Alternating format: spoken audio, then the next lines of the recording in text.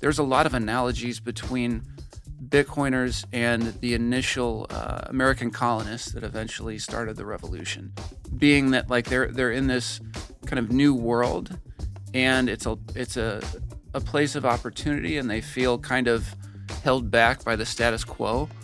But what I love about the analogy is that the people that came to America self-selected into that environment for the most part. They were looking for opportunity. They were not afraid to work, and they wanted to build a better life for themselves. And like people who are opting into Bitcoin or self-selecting into Bitcoin, all the Bitcoiners I've met are not afraid of hard work, and they're trying to better themselves and better the world. Welcome to the Builders in Bitcoin podcast, a podcast about the people who bring Bitcoin to life. I'm your host, Rod, and I go by the handle BitKite on Twitter. My guest today is SeedSigner, creator of the SeedSigner, an open source air-gapped signing device designed to help you keep your Bitcoin secure. In this episode, we discuss and dig into what SeedSigner does that other signing devices don't, why holding your own keys is an important part of securing your Bitcoin, the importance and benefits of collaboration, and a lot more. I really enjoyed this conversation and hope you will too. So let's just jump right in. SeedSigner, thank you for coming in. How the heck are you? It's early when we're doing this, but I'm doing well. I'm doing well.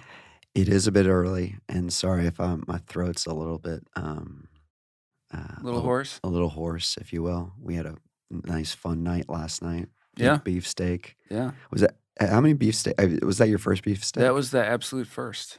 What'd you think? It was an amazing experience. Just the atmosphere of it. You guys have such a beautiful outdoor space here, and it was the perfect evening for it. And like the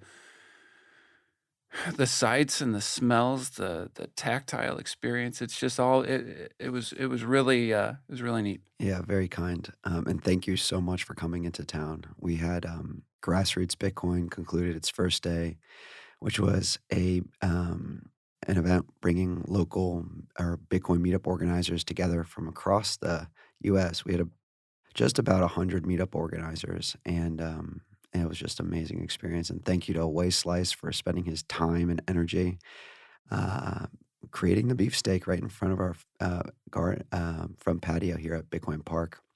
I know that half the crowd, I think, had been to a beefsteak and then half had not. So it was really awesome to see them enjoy it for the first time.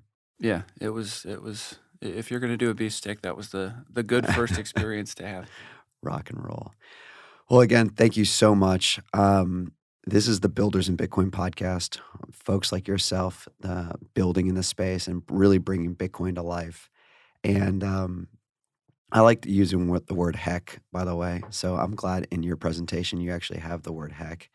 We're actually going to go and talk. You're actually going to be doing this presentation later today at the Grassroots Bitcoin event we're doing.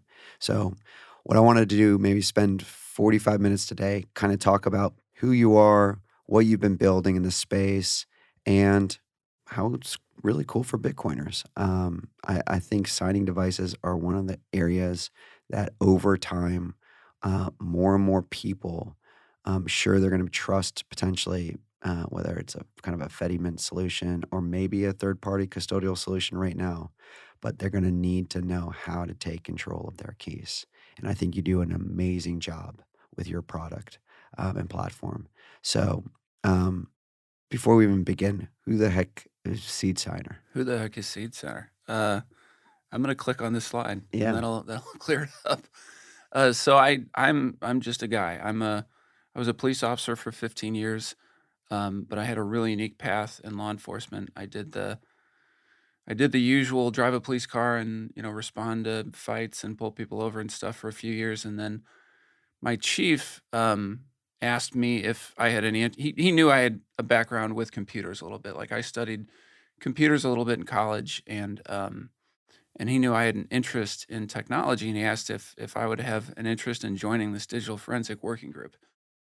And so, heck yeah, that sounded interesting and exciting. So I, early on, about 3 years into my career, had the opportunity to be detached full-time to a digital forensic lab where the first few years it was like drinking through the fire hose. And just the amount like, I had some background in technology and knew a little bit of coding and, understood how to get a printer working and that kinda stuff, but, to be proficient to the point of being able to walk into a courtroom and explain evidence to a jury, like, you have to get deep expertise really quickly in, file systems, operating system artifacts, and all sorts of other kind of rabbit holes in, computer science, so, um, at any rate, I was a digital forensic examiner for about 12 years. Most of my work, was in crimes against children, investigations, and, eventually was super blessed to be at a point where I got to step away, Yep.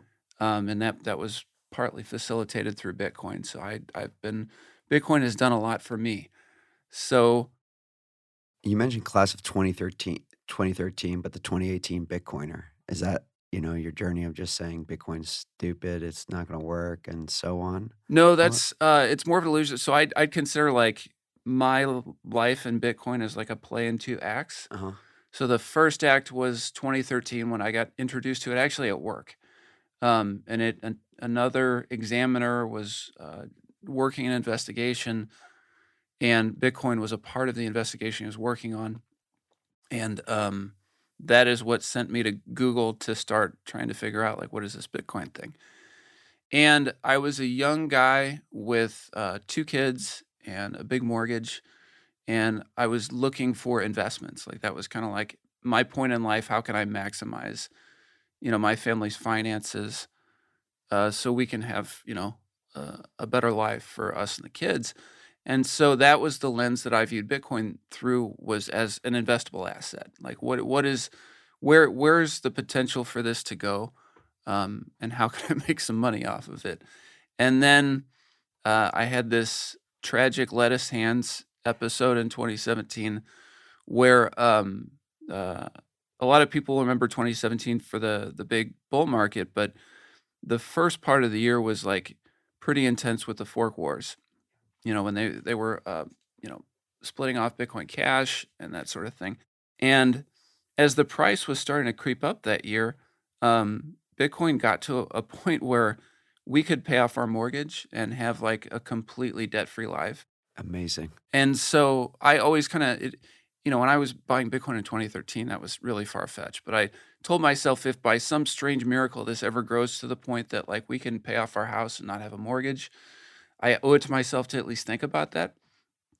And it happened at the absolute wrong time with the fork wars, uh, because, I start thinking, like, if I lose the ability to pay off my house because some geeks are arguing about parameters in software, like the Yep. block size, I'll probably never forgive myself.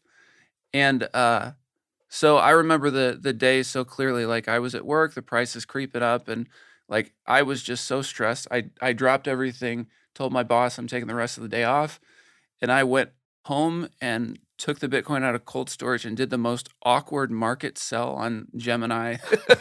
Like, there's on that day, there's probably a little blip on the chart because I didn't even do, like, an intelligent order or anything. It was just like, "Let's sell it all." Power And, market sell. but yeah, so, but, like, it happened. Like, we But you we were able to pay off your we mortgage? bought our house, Awesome. and, that is what ultimately paved the path for me to step away from work and be a So, stay-at-home dad. I mean, hindsight's 2020, you know? I will say this, Bitcoin, the capital B, the monetary network is and the Bitcoin, the lowercase b, the reserve asset, these are just tools for us to accomplish whatever we aspire to in life. In my again, this is my humble opinion. And the fact that you were able to unshackle yourself from debt and from these things that could hold you back so that you can do all the things that you potentially want to do. I Right, don't think there even if the price of Bitcoin, goes to, I mean, $1,000,000, it's it's just a tool such that you can preserve your future purchasing power to do those things. And now you don't have that debt load to hold you back to say, I have to go to that 9 to 5 job. I have to go get on that plane to go visit that client and so on.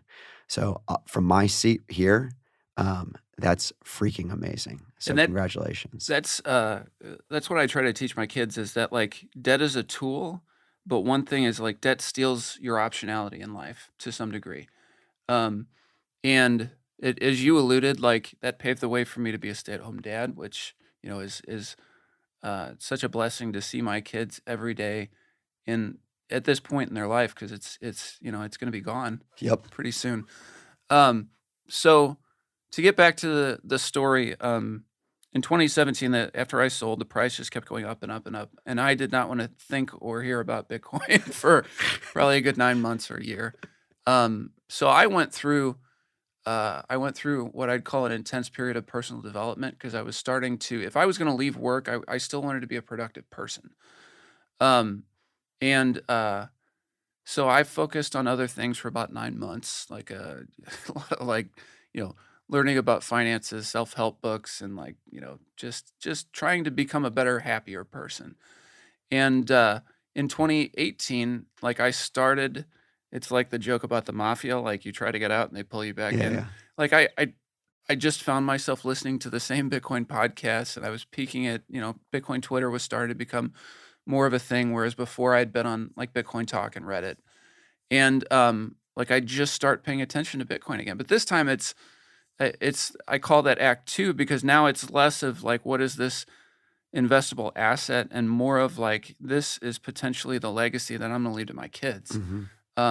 Not just, like, the monetary asset as a legacy, but, like, the solution potentially that Bitcoin is for the problems that face, like, our culture and our country in terms of, our nation's security and a national debt and, big proponent of separating money and states. So I got back into Bitcoin for much more ideological reasons. And that was kind of partly what led into SeedSigner because as I was getting back into Bitcoin, and I was wrapping up my law enforcement career, my wife and I were like, "Can we really live on just one salary? We'll try to just live on my wife's salary, and my salary will just save." So for the last like 6 months of my career, I'm just buying Bitcoin with my salary, and we're living Yeah. off of hers. But as I bought some Bitcoin, I wanted to level up my personal, storage security kind of posture, and I started to kind of think about digital forensics in the context of, my unique background, with forensics and how that might be informative to what was a Bitcoin storage setup that made sense to me, Mhm. and that was kind of the path of what led me towards SeedSigner. So, um, if I'm looking back at the presentation, I like 3D printing, and I throw in there I'm a Christian because, it's an important part of my life, and Great. I love that in the Bitcoin space, that's something that people don't shy away from saying, and it's not that, team Christian is gonna win or anything, Yeah. it's just like I think if you are a believer in any of the world's major religions, or if you're just a decent human being, like, one of the best things we can do while we're on this earth is to try to make things a little better for other people. So that's an ethos for me personally, but that I also try to convey into SeedSigner. 100%, Yeah, which is a good segue into, I mentioned at the top of the pod, we have about 100 meetup organizers coming in from all over the US and actually some people outside the US. And you've been to a number of meetups as well. And so I'm curious to know your thoughts and experience different meetups, as well as experiencing probably last night talking to a number of different meetup organizers. Just your thoughts on the make and model of a Bitcoin meetup organizer. uh, they're like the tip of the spear in terms of, how Bitcoin is going to make it to most of the population. Not that everybody's eventually, I think Bitcoin's going to be adopted and become so boring that we might not even have meet it's like, do we have email meetups Eh, or like this is the internet park. Right. You know, But right now it makes sense, and, all of the meetup organizers I've talked to have been just so earnest about building a community and connecting with people. I think that is what I kinda love to see in what they're trying to do, and, it's been a great experience. We have a really good local meetup that I think kinda punches above its weight class in terms of the number of people that regularly come. I'll share, I'm from St. Louis, so, we actually have a meetup that's more organized around a suburb of St. Louis called St. Charles, mm, and, They I talk to people from some what I would think bigger cities, and we have a larger regular attendance. So Why do you think that? I think it's partly the atmosphere that the organizer creates. Ours is a woman named Elizabeth is Yep, the she's organizer here. for it. She's here She's too. great. Actually made this, soap for Matt and I. Oh, She really? delivered that, yeah, right there sitting on the table. So cool. She's such a kind person. She is. And I think she creates this atmosphere that's welcoming even for people who may be a little bit out of their comfort zone Mhm. to get to a meetup. So, and she also, over the summer, they had like a three-part series where they're discussing, I believe it was the nature of money. And it's just like she does a good job of keeping it social, but informative at the same time. Amazing, amazing. So, not to tee you up, but, uh, like, why are you excited about where you are with the Seed Signer project? And why are you excited to be here specifically? So, particularly to be here, over the last year or two, I've gotten back into, I enjoy history. I'm not the best reader. Yeah, you and me both. But I enjoy history, and it was actually a TV show called Turn that I think it's on Netflix, Okay. but it's this great series that tells the story of, some espionage during the Revolutionary War and the different personalities that were involved, and it was a thought that I'd had even prior to that there's a lot of analogies between Bitcoiners and the initial, American colonists that eventually started the revolution. Being that, like, they're in this kind of new world, and it's a place of opportunity, and they feel kind of held back by the status quo. But they've what I love about the analogy is that the people that came to America self-selected into that environment Mhm. for the most part. They were looking for opportunity, they were not afraid to work, and they wanted to build a better life for themselves. And, like, that's people who are, um, opting into Bitcoin or self-selecting into Bitcoin. All the Bitcoiners I've met are not afraid of hard work, and they're trying to better themselves and better the world.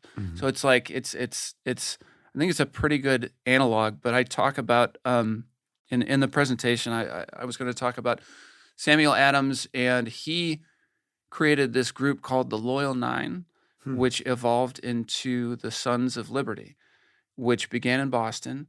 And then eventually, as they got closer to the revolution, there was kind of like a chapter of the Sons of Revolution. I'm sorry, the Sons of Liberty in each major American colonial city, and their most they were politically active, obviously, but they would get together in a pub and have beers and talk about what was wrong with the state of British rule and what liberty could do to fix that, and how a better government could make better lives for them. And it sounds like a Bitcoin meetup, but it's Mhm. for them it's more like a liberty meetup. Yeah. But so that's why I'm so excited to be here at this event, because, like, what if I think these people that are here are going to be the vocal minority that prompts changes in our society to separate money from state, and, like, to have the opportunity to not just get to meet them, but kudos to you, to get to speak there. Mhm. Like, what an honor. Like, if you could have talked at a Sons of, uh, Liber or meeting, back in the revolutionary times, like, this is really, Crazy. like, a period that we're gonna look back on, and, this is gonna be a very impactful period in American history and world history. So, to be here is just super exciting. Yeah, that's awesome. And very well said. And by the way, this is one of the amazing things about this podcast is I get to spend basically an uninterrupted hour with a friend or someone who I find interesting, and we get to talk through, and I get to learn about other things and other perspectives. So thank you for sharing that. So now you've been working on. How long have you been working on Seed Signer? It's been since early 2021, Okay. was kind of when it came out. So coming up on 2 years, probably between a year and a half and 2 years. And my role with the project has, evolved over time. Initially, I'm not a very skilled programmer, but I learned enough Python to be able to create the first couple versions that were kind of a proof of concept. And then other people came along who were much better at coding, who said like, "This is a great idea, but you messed this up, and this could be done better. We can implement this differently." So my role has shifted from writing code to more of managing the direction of the project and trying to coordinate different people who want to get involved that have different skills and trying to connect them with other people to advance different aspects of the project. I still maintain the GitHub repo. I'm still very actively involved. Like I build the releases myself. I'm the only person who has Amazing. access to the key we use to sign the releases. So I'm still technically involved, but just not coding. And it has been a really interesting journey leading the project, and it's taken some development on my part to just learn how to let go of some things. And I'm sure anybody who's been in any sort of leadership role, you have to grow too. And it's been an incredible journey of learning how to collaborate more effectively with other people. And Any pro tips on that? Because I'm in that process right now. you like the letting go is the hardest part for Yeah, me. I agree. Like you have a vision and you see things a very specific way. 100%. And how I eventually got through that was you have to let other people own it and let them put their own personal signature into things, because that's honestly like, you can't assume that your ideas are the best about every way to execute on something. But like letting other people express themselves through collaboration is how the project isn't just mine, it's Nick's, it's Keith's, it's everybody who's contributed in a significant way, whether that be everything from creating our logo to helping with our website to helping manage our group chat. To there's so many different kind of moving parts going on behind the curtain, and letting people have the freedom to get things done the way that they see fit gives them a stake in it too. And so you give up a little bit, but it can grow into something that's so much larger than even my vision was. Like if you would have told me, a year and a half ago that like this is where SeedSigner might have grown to, like it's I would have probably laughed and been like, that's probably not gonna happen. Yeah, that's amazing. So, I'm getting teeing up. So what is Seed Signer good for? But more importantly, can you compare it to, like, other signing devices, and why is it, yeah, why is what is it good for? Right. So Seed Center is sometimes I call it, it lets people build the functional equivalent of a hardware wallet, but using just off the shelf common electronic components. So it does everything that you need to do to save with Bitcoin. So you can securely create private keys with it. And then, of course, you can create the public version of your private key that allows you to set up a wallet and receive Bitcoin. And then, of course, it allows you to actually make spends and sign transactions. So start to finish, everything you need to save with Bitcoin, it does. But kind of the secret sauce is that if you mix these variables in a certain way with really good security assurances, it's something that you can build yourself, and you don't need kind of this. A lot of the hardware wallets have what's called a secure element, which Mhm. is a proprietary, highly specialized piece of technology. But if you handle the keys a certain way, you can actually get around needing to have that secure element and still have a really, really solid security setup. I have teed up also here. What are Seed I love Signer's the phrase superpowers? superpowers, like, because, in a way, Bitcoin is like, not my word, someone brought up, like, alien technology, maybe it was Sailor or somebody, and folks like yourself that are bringing Bitcoin to life, are showcasing the superpowers of this, so sorry to cut you off there, Not at but I all. love it. So the things that make Seed Signer unique and what it does really well is I've kind of alluded to a couple of these, but these are the secret sauce that makes this kind of setup work. So operation and isolation means that um, we use the initial version of SeedSigner uses a very specific version of the Raspberry Pi Zero called a Pi Zero 1.3. And the unique feature about that is that it does not have wireless communication technology built into it. The hardware is simply not there. So it doesn't have Wi-Fi on board. It doesn't have Bluetooth. It doesn't do NFC. And there's one of the two USB ports is actually wired for power only. So you can't even run data through that port. So it creates this very safe, private environment that when you create keys or activate keys on it, you can have a really high degree of confidence that they're not going to be leaked out through some sort of wireless connection or through a USB connection. Um, because we have this very kind of isolated computing environment, we have to have a way to communicate with the outside world, and that's where the animated QR codes come in. So the one kind of the way that SeedSigner communicates with the outside world is through the screen, and then there's a camera that's integrated into the setup as well. So the only ways it can communicate with the outside world are what it can display on the screen and what it can read in through the camera. So these animated QR codes allow us to move transaction data from the separate device that's interacting with the Bitcoin network and then to get information back to that device with the QR codes. But the neat thing about QR codes is that it makes SeedSigner compatible with just about any mobile phone or computer as long as it has a screen and a camera. Yep. So what is particularly exciting about that to me is a lot of Bitcoiners in Africa and El Salvador and places like that, their primary means of interacting with the internet and with Bitcoin is through a mobile phone. And hardware wallets, using a hardware wallet and a mobile phone, while it is possible with some of the wallets, it's a little bit of a clumsy experience because you need an adapter to connect the wallet, or maybe you're using a memory card to move information back and forth.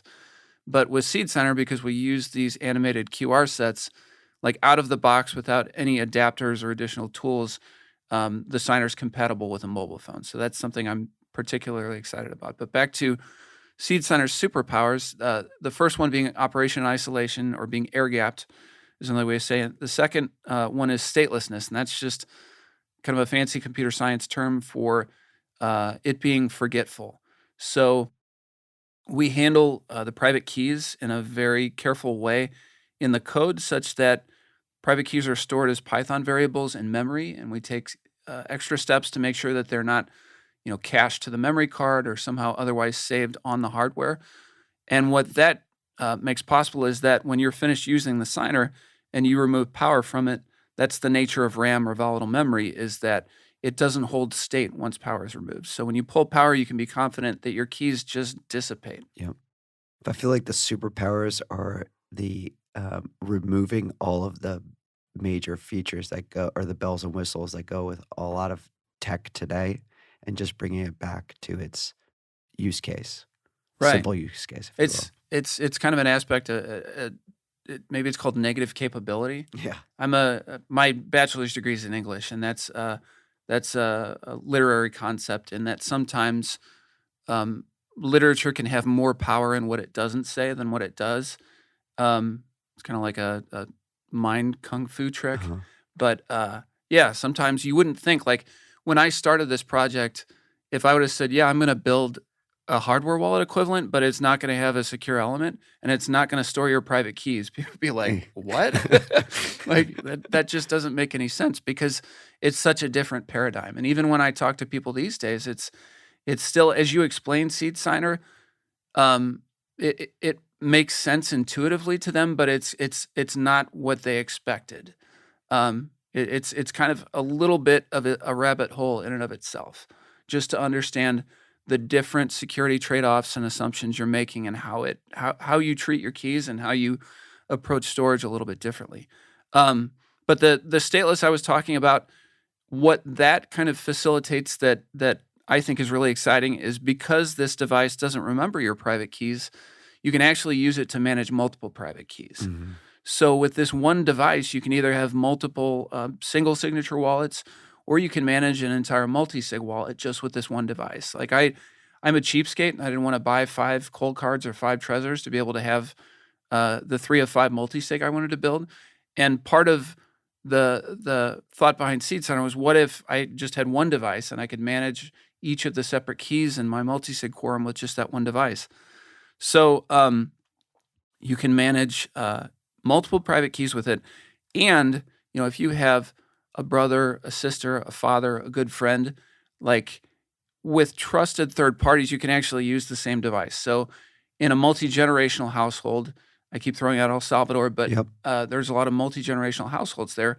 Like one device can actually be cold storage for everybody in the household, and everybody can have their own personal Bitcoin savings account, Mhm. if you will, with just that one device. So I think that's something that's particularly exciting about SeedSigner and the And approach they we can do it take. themselves too. They don't have to trust anyone else to be able to build it up and, start eh, I love the fact that it's a can be a DIY type Right. signing device. And that's a perfect cue for the third superpower, which is do it yourself. So we've all seen these, like the Ledger hack is very well known, but there have been a lot of Bitcoin companies that have had some unfortunate incidents with like third party marketing email firms Mhm. and stuff like that. And what I like about SeedSigner is when you're ordering these parts, you're not signaling that you're gonna be using Bitcoin at all.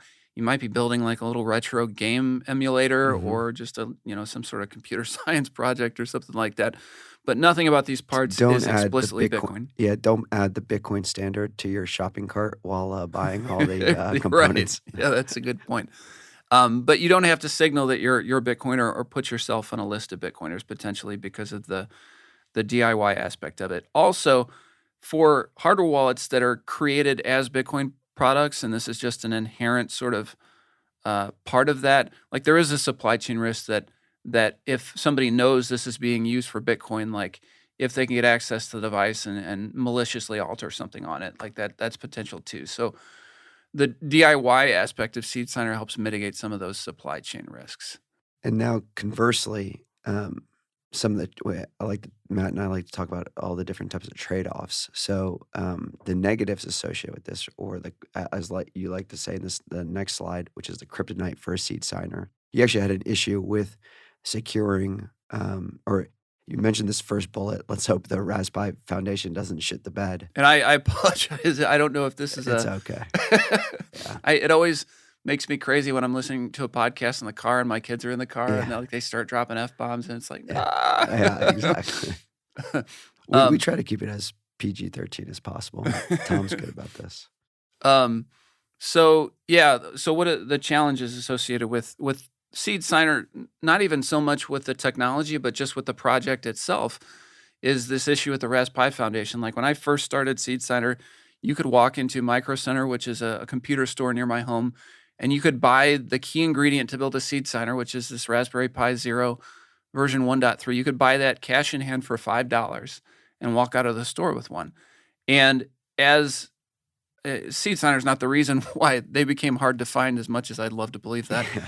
Uh, like as the COVID period happened and the supply chain issues kind of worsened, it became a whole lot harder to not even find like this ideal version 1.3 of the Pi Zero, but just any Raspberry Pis became hard to find. And I think it was a combination of the supply chain stuff. And I think the Pi Foundation I read within the last week or two that they also decided to change manufacturing partners kind of at exactly the wrong time. So that's contributed to a lot of the availability issues. But the problem is like we are reliant on people being able to find these Raspberry Pis, obviously, to build a seed center. So it's a vulnerability and a bit of a pain point. Another kind of challenge with an open source project, and this is not unique to Seed Center, but really a challenge of open source in general, is a lot of these contributors, yes, they have a passion for it and they're happy to do it in their spare time. And it's something that they love, but it'd be great if we could give them some money Mhm. to compensate because people put a lot of time and effort into these open source projects that make up the software tools and the online resources that we all use every day. Like the internet runs on Linux servers, and that's a volunteer project. So the question kind of became we've been very fortunate to get a couple of grants now from the Human Rights Foundation. So shout out to Alex Gladstein and Alex Lee, who were instrumental with that. But beyond that, a lot of I should also throw out Odell included us in his split for Citadel Oh, Dispatch. It was nice. very kind, and we appreciate that a lot. Um, but it's still a challenge for the value that these guys are adding to the Bitcoin ecosystem, and for people who use SeedSigner to store their Bitcoin, like, it's something that they're excited about, and a lot of work has gone into it. So we would love to be able to compensate contributors for their time and expertise. And then kind of the third kryptonite, like what are the challenges with SeedSigner is like, I didn't anticipate this, but DIY is a barrier Yeah. for a lot of people. I don't know if it's that they're nervous about sourcing the right components, or they're just uncomfortable with assembling it, or I if think also culturally we've been lulled into, oh, it just works and I'm going to just trust this company or third party just to give it to me a good product. And if it doesn't work, I'll just hit up customer support. So lessening the dependence on the individual or taking the responsibility to do it themselves. I'm here cautiously optimistic when you're looking at like a segment of the population being only, yeah, 5. That's actually interesting that it's 5%.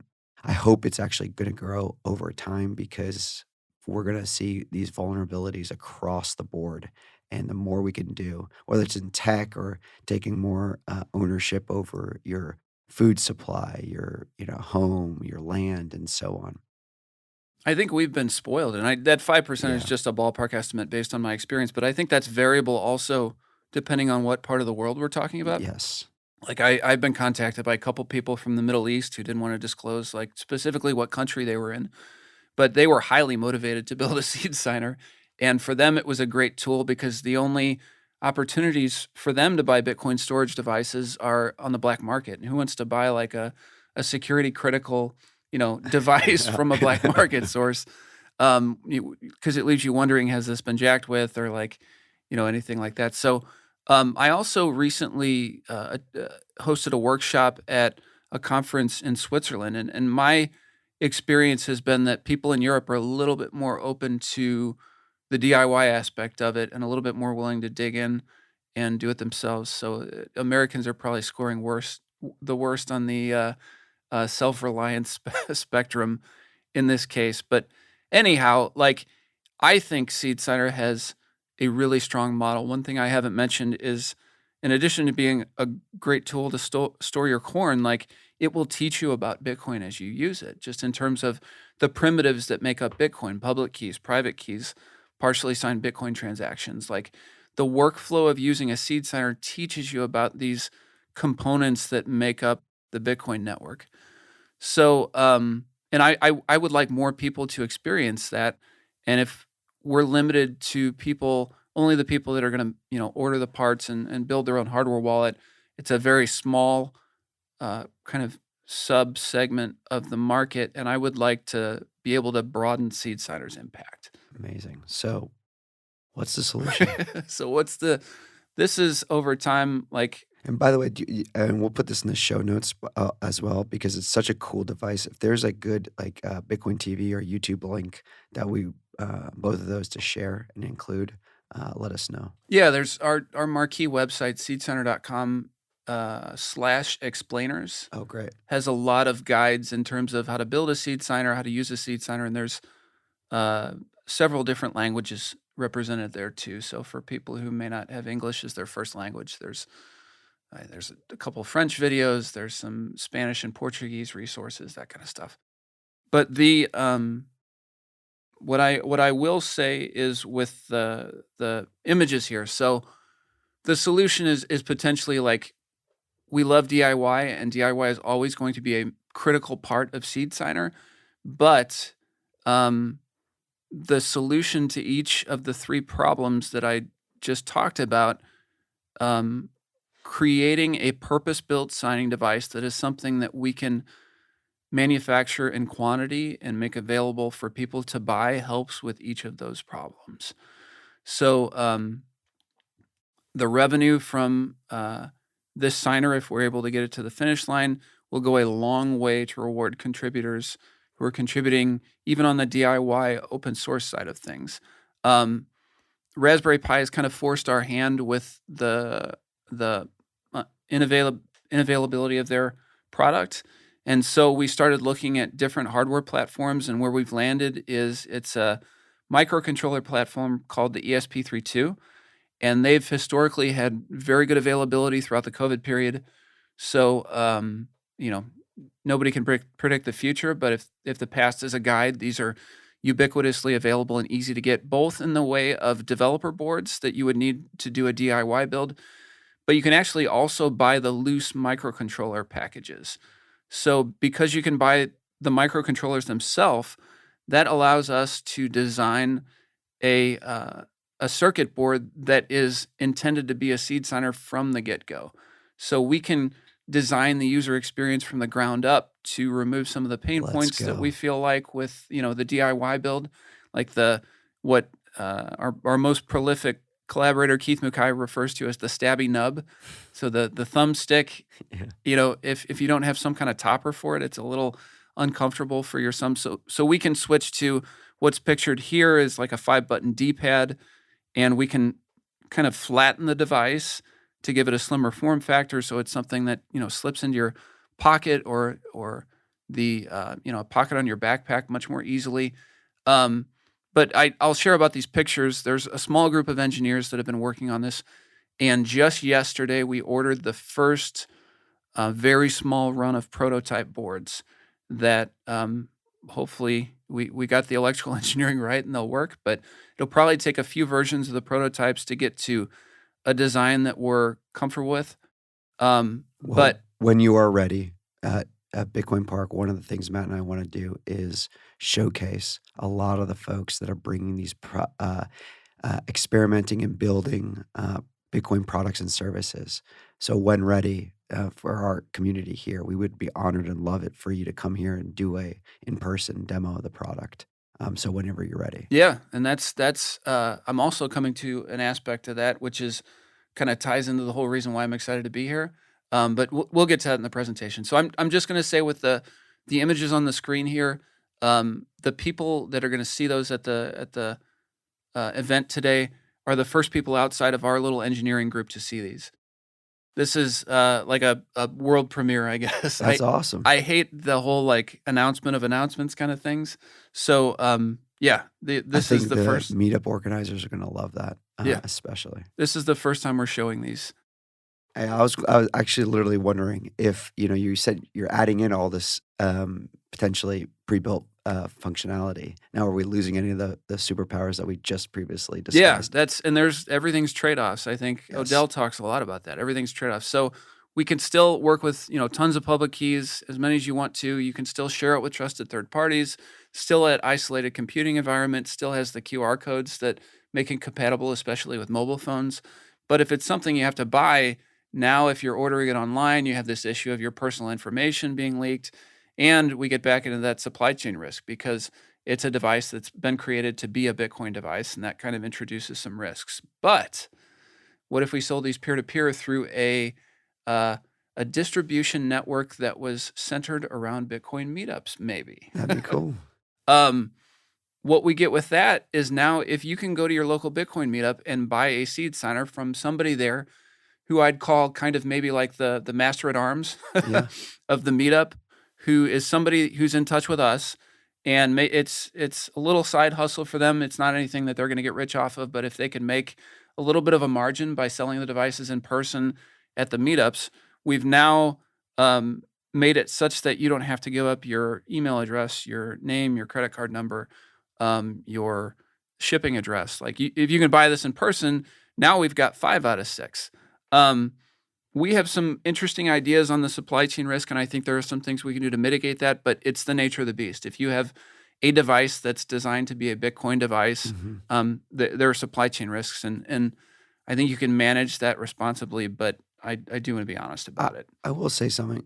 So I think it's like value for value for value. You got SeedSigner providing value to, let's say, about 100 meetup organizers today with your device, and let's say each of them, buy wholesale 5 devices, and they have a slight markup in their local community, and they're the person that, for all intents and purposes, is that Bitcoin person that they go to with all their questions and questions and ask for recommendations.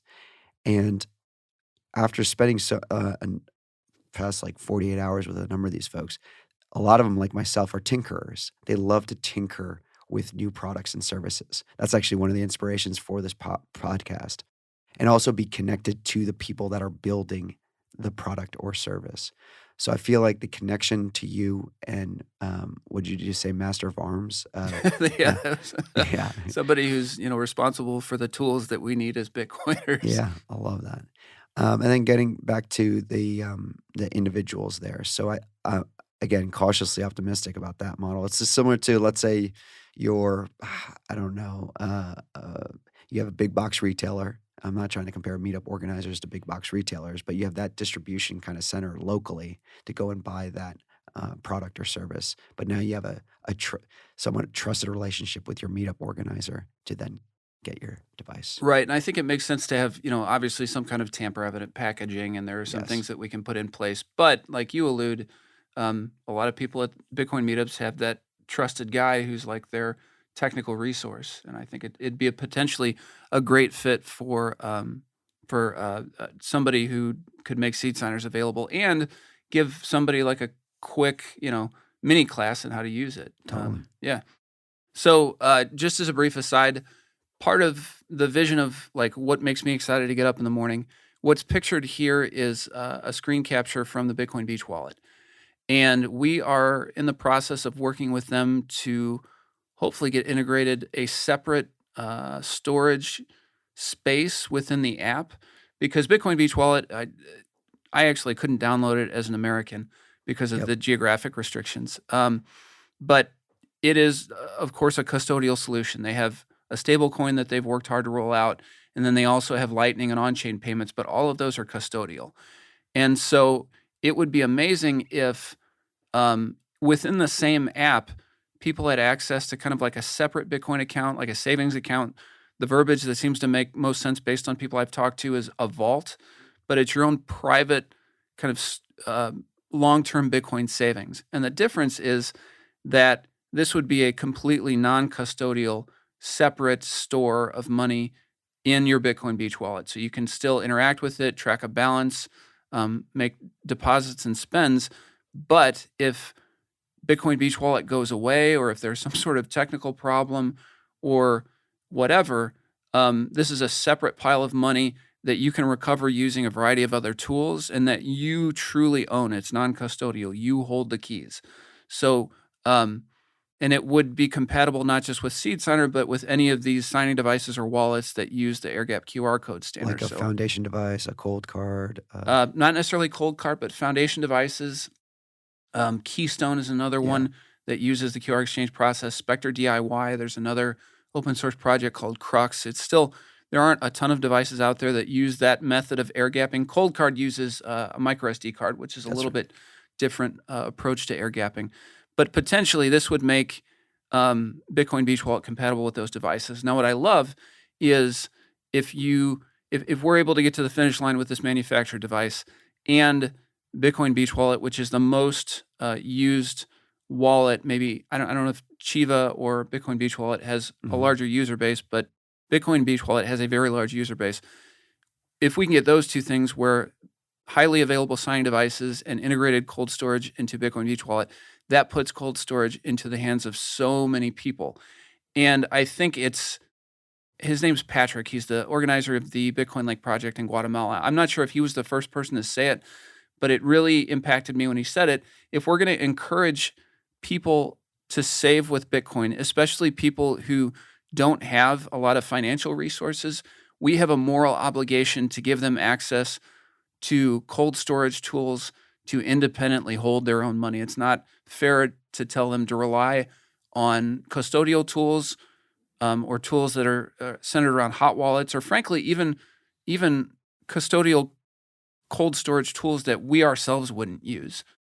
SeedSigner is what I use to store my generational wealth, the money I'm going to hand down to my kids, and I want to put that same tool in the hands of anybody, regardless of their income or net worth status. I want to come back to the kids portion of because there's a number of things that I want to touch on there. But you mentioned path dependency and like, are you a sellout?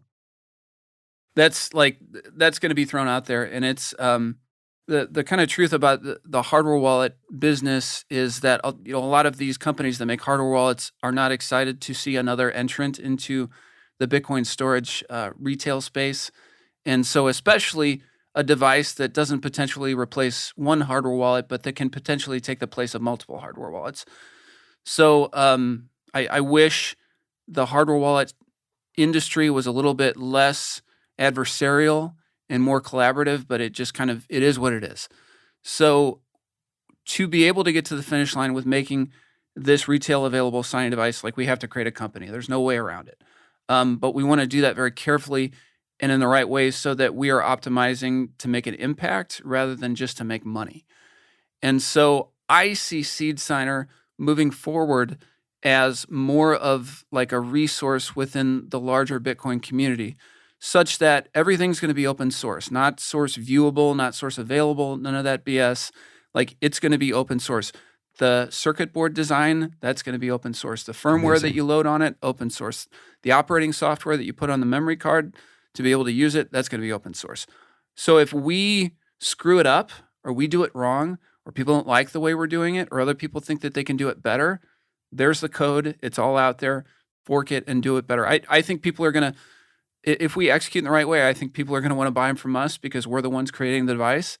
But if somebody else wants to do it better, like it's going to be open source. So I think that puts the right incentives into play and keeps us honest and with the right motivations. But it's tricky in terms of, how do you set up this company so that you stay focused on the mission? So we're intentionally not going after venture money, and we're trying to build the company out to be as lightweight and efficient as possible. So we don't want to have full-time employees. Obviously people are going to have to put in work when we run a batch of hardware and get those out in the world, but I don't want to have a full-time marketing person. I don't want to have a full-time, director of operations or a CEO or anything like that.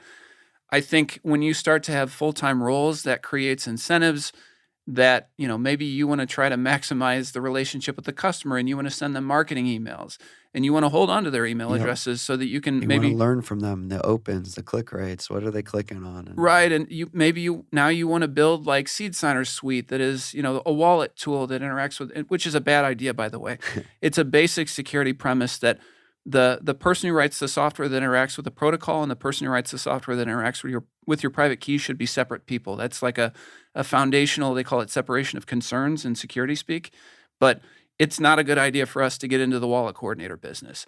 So how do we create kind of a business that is formed in that way where we're not sponsoring podcasts? No offense. I don't know if you have sponsors. do not. I think it's great that some of these companies support people who are doing podcasts, but I think it also can put some incentives in play. So we don't want to. Yeah, like Yeah. anything, there are trade-offs, Right. And I'm actually not knocking any model, whether it's like the value for value, which I'm bullish on, or having ethical sponsorships or even more strategic partnerships where you're building together where everything is as fully disclosed as possible. I think there's to each their own in that regard. And I think, like you're alluding, I think if you're thoughtful about it, you could do it in the right way. Yeah, absolutely. But sometimes the incentives become counterproductive. So anyhow, back to this, like we want to build a company that's not really a company. It's not an official tax designation, but I've read online about, they call them public benefit corporations. Mm. Like I said, that's not an actual IRS designation, but it's a kind of ethos as a way of operating a company where, again, we're not optimizing for profits. We're trying to further a certain mission, which for us is just the name of the game with this whole thing is just getting more people to hold their own keys. Bitcoin is an amazing tool, just like gold is an amazing tool. But frankly, the legacy financial system neutered gold. Gold's ability to tell the truth about monetary inflation and how value is being stolen from all of us. Gold used to be able to tell the truth about that, but then the financial system created all of this, what you'd call paper gold, which are gold obligations on gold that doesn't actually exist. And that dilutes the gold market such that infinite gold almost becomes available and the price is suppressed. And it ruins gold as a check on government's monetary discretion to just create money. So we want Bitcoin to take a different path. And we want people holding their own keys to limit the kind of reindeer games, I'll call them, that the legacy financial system can do with paper. There is some paper Bitcoin out there, unfortunately, but if more people hold the underlying asset themselves, we can avoid so much of that. And I'm digressing a little bit, but the No, goal because here it's is actually storage. you nailed it with the next, I believe, if I recall correctly, yeah, the next slide, which is like one of the last points here, being hold your own keys. If there's one takeaway from, I mean, there's many takeaways, at least from my perspective, but the number one is you can do it. Hold your own keys because it is extremely important to do so. Right, and if it's not with a SeedSigner, buy a cold card. It's a great tool. Buy a Trezor. It's a good tool.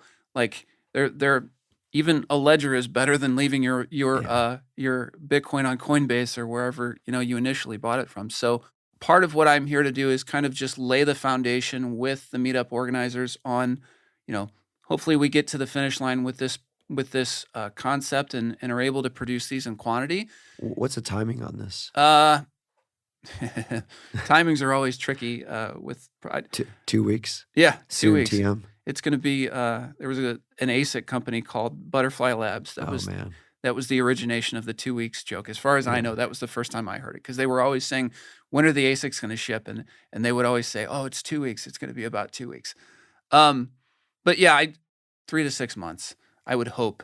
Um, I believe for the conference in El Salvador in, November, we should have a prototype device that we can show off. We may not Awesome. have a bunch of them, but I think we'll have something that all of the software may not be migrated and all the functionality may not be there yet, but it should really give people a flavor for what the finished product is going to look like. But as I was saying, I'm here at this, and this is part of why I think for me personally and for our project, this is such a great opportunity to have all of these organizers at the same place because I'm trying to lay the groundwork for this distribution network, and it's kind of an experiment. We'll see if it makes sense. Maybe Yep. for some reason it doesn't make sense, and we fall back on you know having a website that people order through the mail with. But I would like to try it out because I know a lot of people who, when these disclosures are announced about people's email addresses or their shipping addresses, that's a horrible feeling. So if you can avoid getting yourself on one fewer list of Bitcoiners, I, Yeah. I think You it's can a win. change your email address. You can't, easily. I don't think you can change your home address that easily. It's that's a bigger challenge. Yeah. So I can't, thank you enough, for spending the time, for creating this, for, like, being this ambitious, to develop I mean, in keeping the ethos of open source at the core for this new venture, that you're embarking on. Um, we are jumping up on our time, and we gotta get to the, more coffee that we definitely need. Amen. Is there any, like, handoffs or where people can find you, or any other closing thoughts you wanna leave us with, Seed Signer? Yeah, no, I want to thank you and Matt for thinking to include me, and I was kind of a last minute addition because I wasn't sure if I was going to be able to make it. So I Do you wanna tell that story, or maybe save it for another time? real quickly I can tell that story. So Yeah. the pie availability has been a challenge. Like I, Yes. I communicated that before, and I recently had the opportunity to buy a not insignificant number of Raspberry Pis from a private party who is involved in an education startup, and his son actually saw a tweet that I had made about having trouble getting access to pies, and he said contacted me, said my dad has a bunch of these that he bought for a startup, and he has no use for them, so he's maybe interested to sell them. And so, being able to sell these kits to people in person at events like this really helps fund my attendance of different conferences to talk about cold storage. And, having a run of prototype circuit boards is not cheap. So having these kits available really helps me fund these kind of operations. And my attendance here was kind of hinging on whether or not this offer of these Raspberry Pis for purchase was for real. So once I determined that they were for real, I sent you a DM and said, like, it's a green light. I'm excited. Let's go. And so that was kind of the story behind that. But I do just want to say thank you again to Odell for inviting us here and for putting us in on the split for Citadel Dispatch. It may not be a lot of money, like at the outset, but it's super high signal. And I hope that more podcasters consider doing something like that with the value for value model as it's evolving. And I said before, Alex, both the Alexes with the Human Rights Foundation, for their vote of confidence in the project and in Keith's work and in what I'm doing. That's been a huge bolster when we've struggled to get success with other organizations that make grants. And then just a bunch of contributors. I put them up in the slideshow here, but like each one of these people has made a significant contribution to SeedSigner in a Amazing. variety of different ways. So it takes a village, and all of these people have been extremely helpful in getting to where we are today. And one last thing, Nick, who's the very first name in the lower section there, SeedSigner wouldn't exist without Nick. Newtonic. Yeah, that's it. That's his Twitter handle. All those are Twitter handles. But he came in when I had kind of reached the end of my technical ability as a coder, and he brought in all of this new knowledge and took Amazing. SeedSigner and kept it going in the beginning when I don't know how much further I would have been able to go with my meager coding skills. And quick plug for the Atlanta Bitcoin Conference, which is coming up. At that event, myself, Keith, and hopefully Nick doesn't mind me saying this, but he's going to be there too. So it will be the first time that the 3 core contributors of SeedSigner have been together in the same place. And I've never gotten to meet Nick in person, so I'm super excited to be at this stage. So this has been amazing. SeedSigner, thank you so much for spending the time with us. I cannot wait for you to give this presentation to the at Grassroots Bitcoin here in the next 2 hours. So thank you again, and cannot wait. I cannot wait to continue to support you in every which way we can help. So cheers. Thank you. Cheers. Thank you. Hey everyone. I hope you enjoyed my conversation with SeedSigner as much as I did. Helping Bitcoiners both here in the US and around the world in places like El Salvador safeguard and preserve their wealth is a cause that's important to me, as my family went through this a generation ago. I also think, in my humble opinion, that this should be a priority for every Bitcoiner. If you're enjoying the pod and want to auto-magically stay up to date, please like and subscribe in your favorite podcasting app. And make sure auto download is on. This would also mean the world to me. So what else do I do in Bitcoin? I curate a morning email about Bitcoin at wakeupwithbitcoin.com. You can skim for 30 seconds or dig into it for 30 plus minutes. The choice is yours, and it's free. So consider subscribing or passing along to friends who are interested in Bitcoin-focused info each morning. Lastly, come visit us in Nashville at Bitcoin Park. Watching the Bitcoin community here in Nashville continue to grow inspires and excites me. And we're just getting started. We actually just recently announced a BitDevs, which is going to happen next week on October 4th, which I can't wait. We have a lot more, by the way, coming in 2023 as well. So if you want to be the first to know, join our meetup page at meetup.com/Bitcoin Park. Until next time.